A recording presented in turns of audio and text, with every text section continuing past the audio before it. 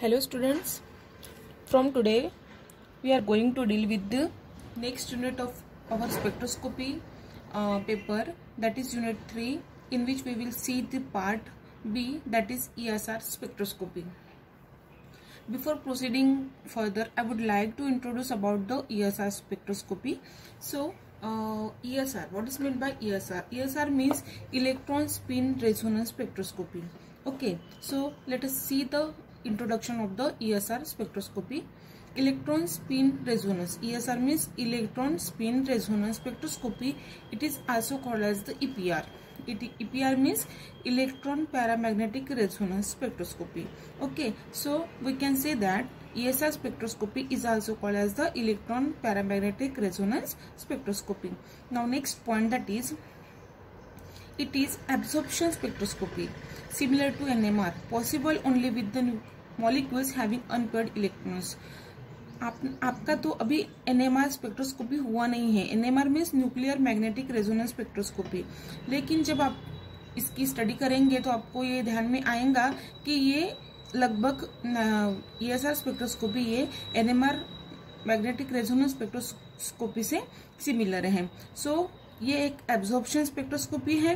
ठीक है, इसमें क्या होता है, अनपेयर्ड इलेक्ट्रॉन्स जो रहते हैं जिस मॉलिक्यूल में, वही इसमें डिटरमाइन कर सकते हैं.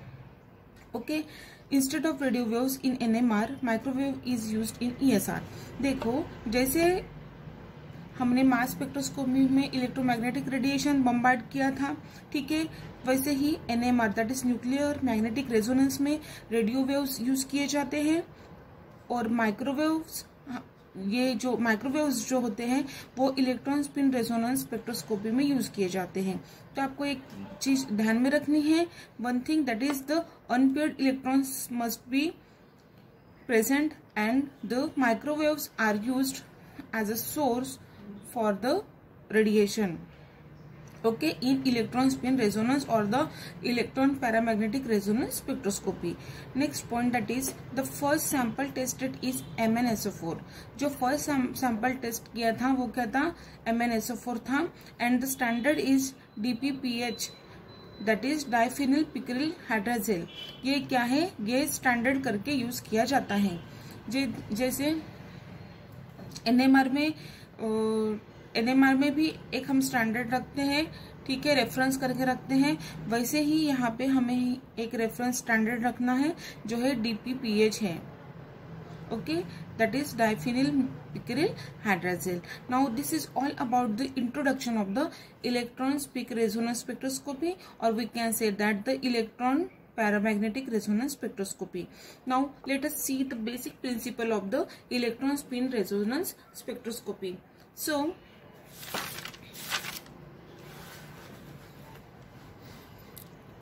पहले मैं आपको शॉर्ट में बताती हूँ कि what are the basic principle of the electron spin resonance spectroscopy.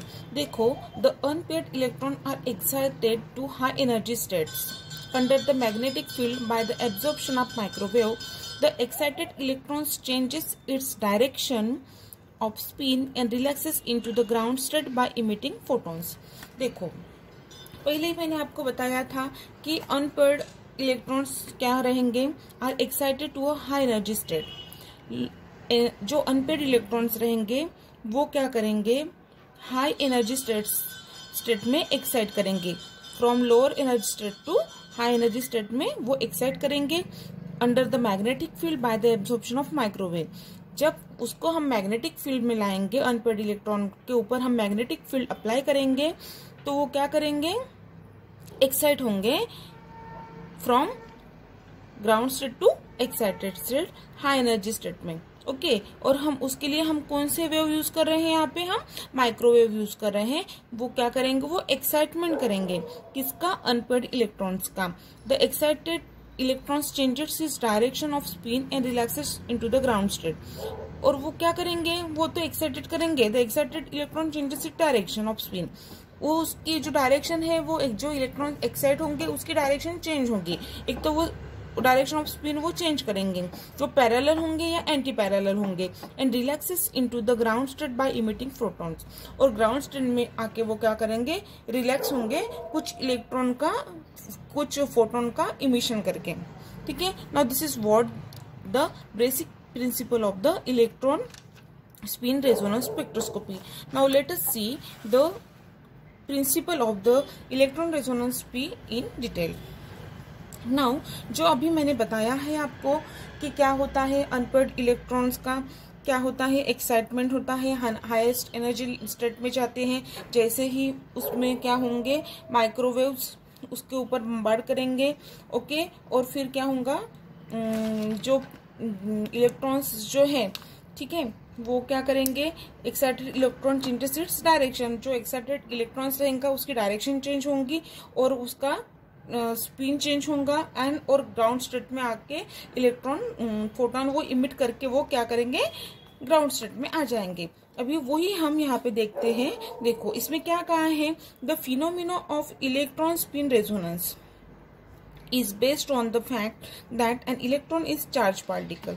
हमने अभी ही बताया था कि इलेक्ट्रॉन कैसे चाहिए, चार्ज पार्टिकल है, it is spin around its axis. हमें पता है इलेक्ट्रॉन्स वो क्या होंगे, उस एक एक्सिस के बहुतल वो स्पिन करेंगे, ठीक है, and this causes is acts like a tiny bar magnet, और वो टीनी बार मैग्नेट करके एक्ट्स करेंगे। मतलब इलेक्ट्रॉन वो क्या करेंगे, वो खुद भी वो रोटेट होंगे और एक्सिस के साथ भी वो क्या करेंगे, रोटेशन करेंगे। व्हेन अ मॉलिक्यूल और a compound with an unpaired electron is placed in a strong magnetic field, जब किसी मॉलिक्यूल को और कंपाउंड जिसमें क्या है अनपेयर्ड इलेक्ट्रॉन है, is placed in a strong magnetic field, यदि उसको हम स्ट्रॉन्ग मैग्नेटिक फील्ड में रखते हैं तो वो क्या करेगा, स्पिनिंग करेगा और उसकी डायरेक्शन क्या करेंगे, चेंज करेंगे। कैसे, the spin of the unpaired electron can be align in to different ways. जो स्पिनिंग रहेंगी उसकी वो टू डिफरेंट वेज में होंगी। वो कैसे होंगी, देखो, the spin of the unpaired electrons align in the two different ways, creating the two spin states. Spinning होंगी उसकी, जैसे पैरेलल और एंटी पैरेलल मैंने आपको बताया था। वो कैसे, जो उसकी एमएस वैल्यू जो रहेंगी वो प्लस माइनस हाफ रहेंगी, एक तो प्लस हाफ रहेंगी या माइनस हाफ रहेंगी, ठीक है। देखो next point, that is the alignment can either be along the direction. एक तो अलाइनमेंट जो रहेंगी वो either direction to the magnetic field के डायरेक्शन के साथ रहेंगी, corresponding to the lower energy state. मतलब यदि वो पैरेलल डायरेक्शन में रहेंगे मैग्नेटिक फील्ड के, तो उसकी एमएस वैल्यू जो रहेंगी वो हाफ रहेंगी, ठीक है, वो माइनस हाफ रहेंगी। यार ऑपोजिट डायरेक्शन में रहेंगी, दैट इज एंटी पैरेलल रहेंगी, ठीक है, तो मैग्नेटिक फील्ड अप्लाई करने के बाद तो उसकी एमएस वैल्यू जो रहेंगी वो प्लस हाफ रहेंगी। देखो ये इस डायग्राम में आप देख सकते हैं, this is the energy and this is the energy of degeneracy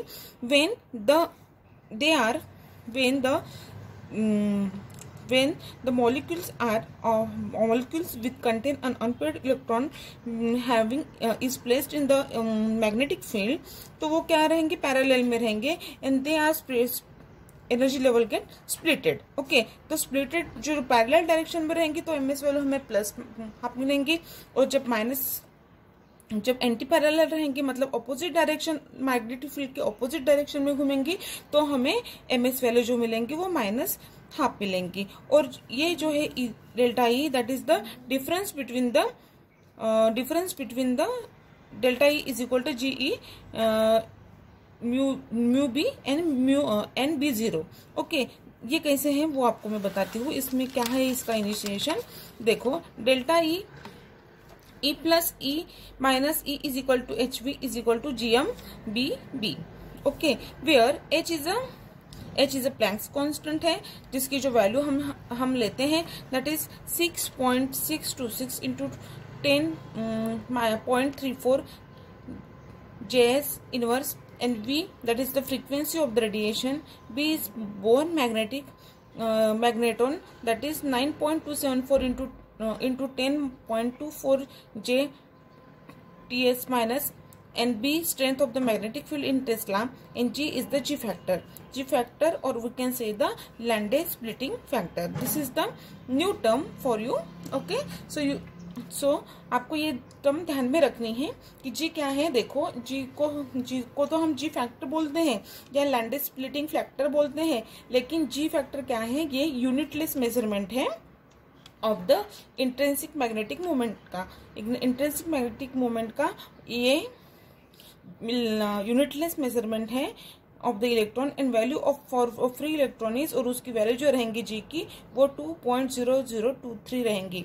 this is what the principle of the electron spin resonance spectroscopy, और we can say the electron parametric resonance spectroscopy है। ये हमने brief में देखा है और इसके अलावा कुछ भी नहीं है। It is very simple and very easy. Okay, now this is what the principle of the ESR spectroscopy. Thank you.